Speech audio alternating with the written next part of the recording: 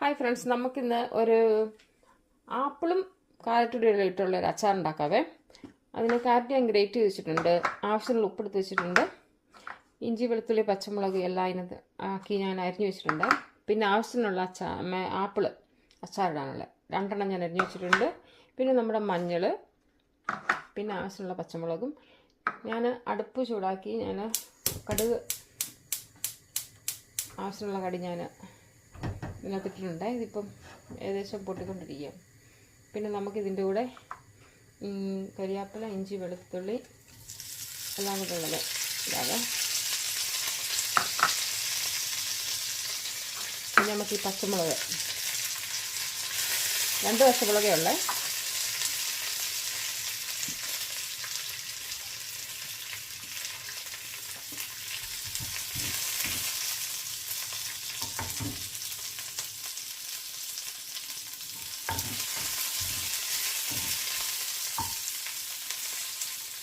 പിന്നെ അതിനാവശ്യമായ ഉപ്പ് 1 ടീസ്പൂൺ, പിന്നെ മഞ്ഞൾ പൊടി 1/2 ടീസ്പൂൺ.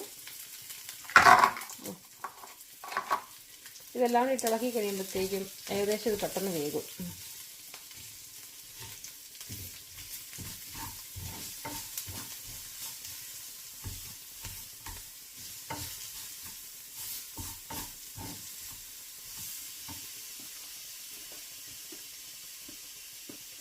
പിന്നെ നമുക്ക് ആവശ്യമുള്ള ഒരു സാധനമാണ് വിനാഗിരി.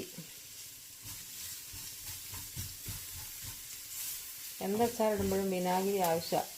ഒരിക്കലും വെള്ളം ഒഴിച്ച് അച്ചാർ ഉണ്ടാക്കല്ലോ കേട്ടോ, പച്ചവെള്ളം അല്ലെങ്കിൽ ചൂടൻ വെള്ളം. കാരണം എന്താണെന്ന് വെച്ച് കഴിഞ്ഞാൽ അന്നത്തേക്ക് മാത്രം തിന്നാൻ കൊള്ളും, പിറ്റേ ദിവസം ആകുമ്പോഴത്തേക്കും അത് പൂപ്പൽ കയറും, അധികം ദിവസം ഇരിക്കില്ല. എപ്പോഴും നമ്മൾ ഇത് വിനാഗിരി മാത്രം ഉപയോഗിക്കാവുള്ള.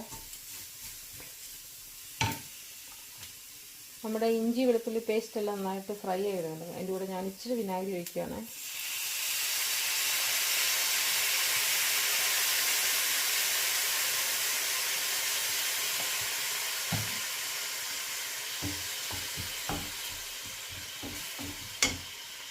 ഒരിച്ചിരി ഫ്ലെയിം കൂട്ടി വെക്കാം, അപ്പോൾ ഇത് നന്നായിട്ട് വെന്ത് കിട്ടും.